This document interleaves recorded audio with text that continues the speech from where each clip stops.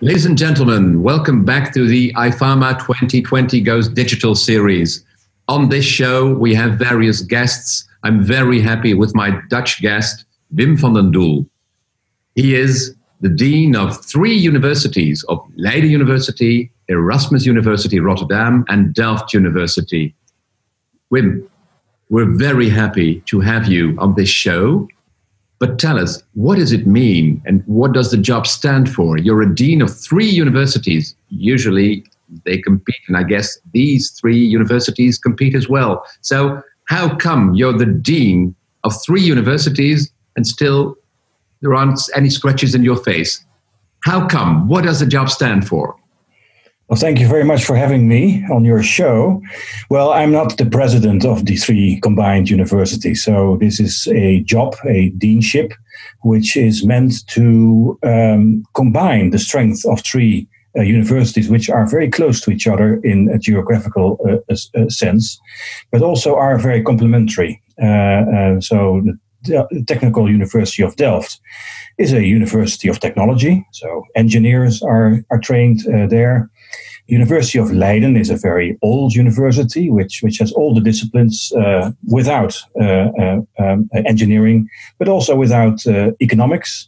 And if you go to Rotterdam, of course, this is it originated from an economic university. Of course, it has become broader, but still you have 3 very complementary universities. And my job is actually to make it work. So to make these 3 universities work together because, well, big societal challenges can only be addressed in an interdisciplinary way. So you have to work together. You have to an engineer, making clean water somewhere.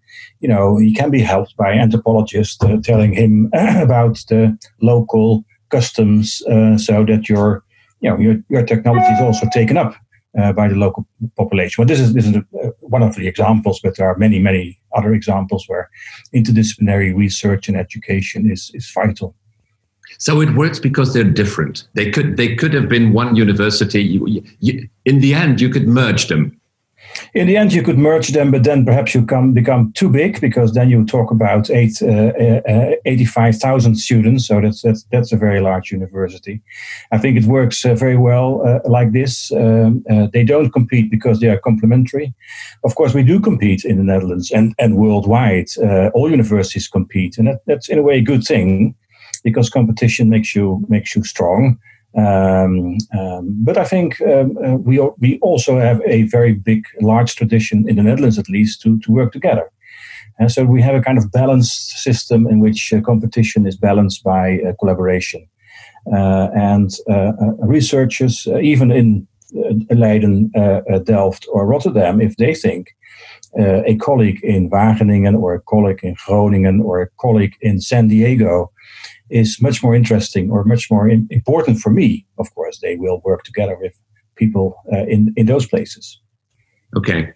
It's about collaboration in difference. They are different, they can collaborate, and anyhow, universities do collaborate, and they need to, because they import new knowledge from competitors, which is very important. That is basically what you're stating. Yes, I think complementarity and working together. Absolutely. I mean, the image of a university is only competing with each other. I think that's the wrong image. Of course, you compete for scarce research money. You compete for the best talent. You want to have the best talent in your university, so there is a competition. But the image that you don't work together, I think that's a completely wrong one. And I think the universities in this part of the Netherlands, they show that you can collaborate in a very good way. So you just said in a little phrase, there are big societal challenges. So how do the societal challenges and the challenges businesses for relate to what universities, what academics are doing? Well, I think the academics are very aware of big societal problems. I think if you look at universities, the Sustainable Development Goals are, for instance, a kind of leading principle for a lot of the research being done at university. And we also know at universities that the fundamental research is done by university, but it has to be taken up. It has to be taken up by society, and there are various ways for us to do that. And one of the ways is to work together with business, and I think universities are very open in collaborating with business. I think all three universities have a long tradition of working together with business. I think perhaps even more Delft and Rotterdam than Leiden, but still, engineers ended up in businesses, engineering firms from Delft. So there's a long tradition of collaboration. Who is driving the solutions? Obviously, we are before big societal challenges like climate change, like the nitrogen crisis. You can't say it's even bigger, but it's a huge problem. It might be even more important than the CO2 crisis we're in. But who is driving the kind of solutions? For example, we could say we need degrowth. But what we're doing is sustaining growth. We try to sustain growth as much as we can. Well, either we go left, either we go right, or we go up, or we go down, or we go diagonally. But who is driving? Who's deciding politically? Is there enough room for a conversation of the direction we're going to change? So society is before big changes, but who decides on what direction to take? And there I go to the criticism. There's a lot of criticism of public-private partnerships. It's big money that is driving. Even from Leiden University, a professor the other day said, well, it's big money driving change. So in public-private partnerships, public-private governmental partnerships, who's driving and where is the political factor? Well, that's a huge question, of course. Who's making decisions? I mean, there's not one person, of course, making decisions. There's not one organization making decisions. It's many people are making decisions. In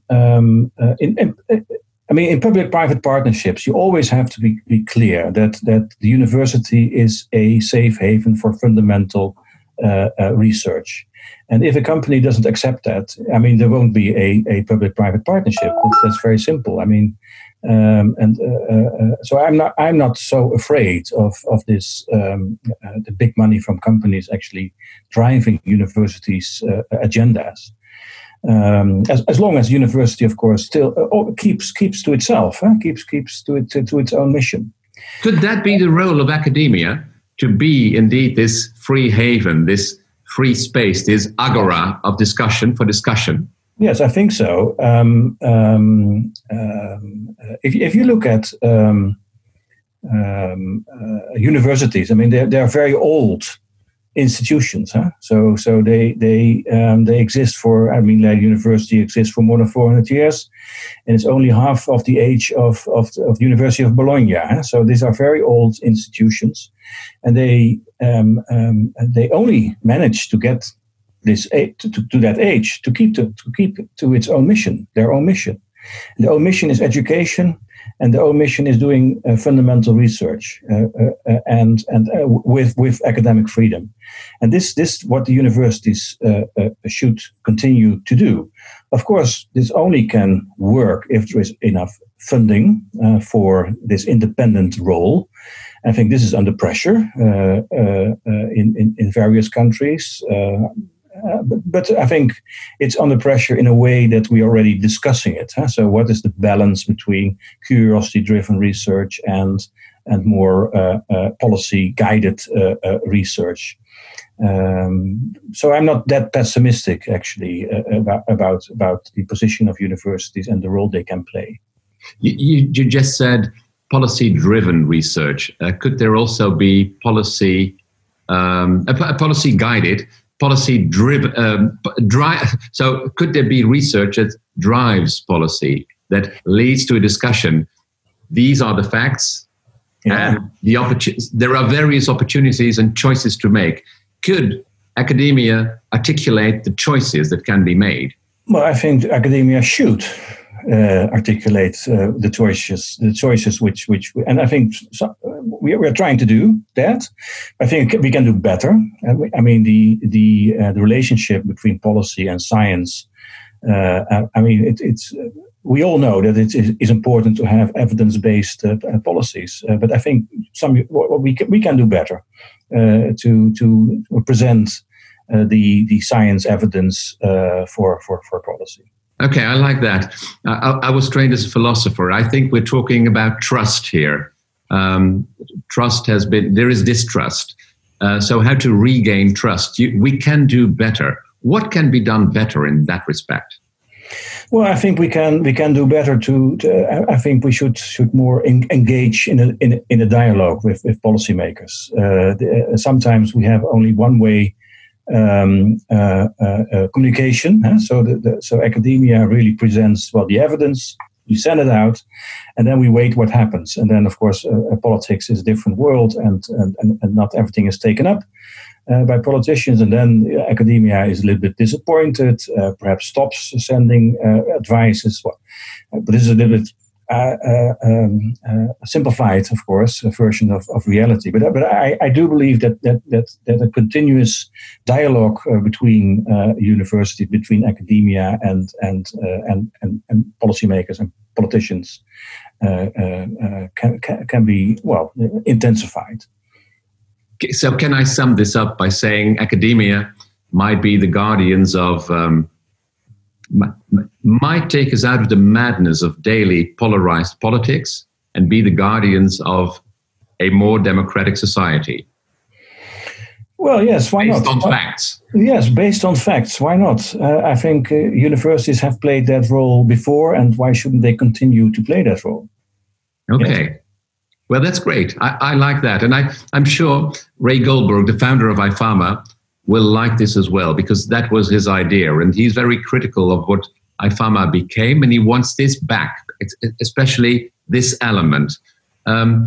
So you are also engaged in the IFAMA 2020 conference, which couldn't go on. That is why it is digital. What would you expect from collaborating with the IFAMA network? Well, I think for us it's very interesting, the network. So simply the connection again with other parties working in the same field. I mean, it's not natural that you meet. So it's you have to organize the meeting. You have to organize the network so that you can really make new combinations of, in this case, also universities and private partners. This doesn't happen naturally. These kind of connections. So you have to need an organization to really connect people, connect organizations, and that's I think what can be of value for us. Okay, and that was meant to be physical. Now it is digital. Do you consider that an advantage? Well, it's, physical connections. I think the physical connections and a conference like was planned is the unexpected conversations are more likely to happen. So in this digital world, we only have expected conversations like we have now. So because we have a Zoom meeting and we organize this, and this is a very expected conversation. But on a conference, of course, you will have unexpected conversations because you meet somebody who you would never meet in a digital world, I'm afraid. So I think next year there should be a physical, well, if possible, of course, a physical meeting and a conference. I think it's still very valuable. I agree because we're human animals. We need to see one another, and that is where the connection is. Yes. But you can be in touch digitally, and that'll enhance, the drinks conference, get together and socialize. But that is my opinion. Would you agree on that? You need to build new combinations. So this is where conferences are good for. If you neue Kombinationen, as Schumpeter, well, you're a philosopher, so already once said. I mean, this is what innovation drives. So the new combinations of of people, of institutions, of disciplines. And I think we lose something if we only meet digitally in that sense. So you miss the opportunity to have this new combination made. I agree. I think you need the two. But that is what I think. I think you can connect with people very easily digitally. But in order to trust the other, you can build some trust online. But to trust the other and see where he or she really is, you need to see them in the eye, to look them in the eye and make the connection.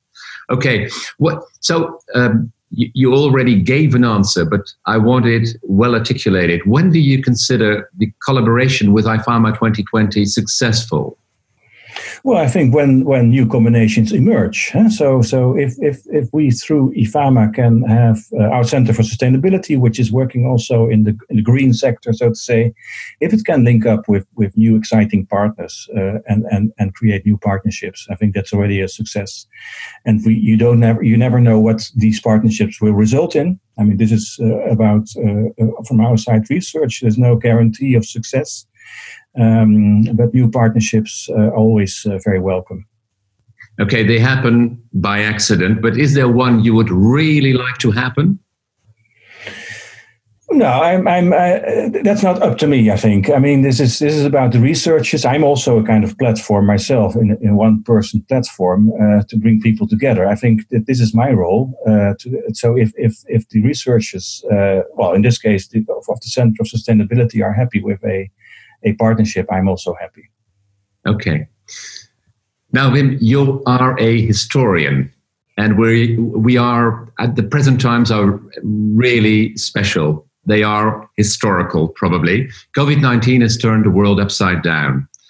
And you as a historian, have you ever seen what is happening now? Does it compare to something you've seen in history before? Well, first of all, a cautionary remark. I think everyone in every time thinks his or her time is historical. So we do not know how historical this time is. We had, of course, the great flu pandemic just after the First World War. Well, if we look at the world changed in between 1914 and 1918 in many ways. So there are upheavals and crises in the past. I think what this time makes special is that if you look at agriculture, so if you look at that sense of I mean, there are a couple of periods in history which are which gave fundamental changes. So let's say you go back to the age of discovery, and you see that crops move around the planet. The potato as a symbolic thing, but also you have plantations, food, customs change in those days. Well, you have the Green Revolution. We all know about that after the Second World War. I think we are now in the midst of a third, if you would like to say, revolution, which is COVID or not. I mean, this is something else. The world needs to feed itself in a sustainable way, in a circular way, while still 2.6 billion people are added to the world's population in the next decades. So this is truly, we need a revolution in a way today. So there is COVID, but from a human perspective, we need to create a revolution. That is what you're saying. Yes, and if you really take a step back and you see COVID, I mean, there's a lot of I mean, it has enormous impact in our daily life. But the amount of people infected and also people died related to the total population of the world is still a minor event, I would say, compared with the true event, which is, I mean, can we keep this world sustainable? Can we survive in a way as a civilization?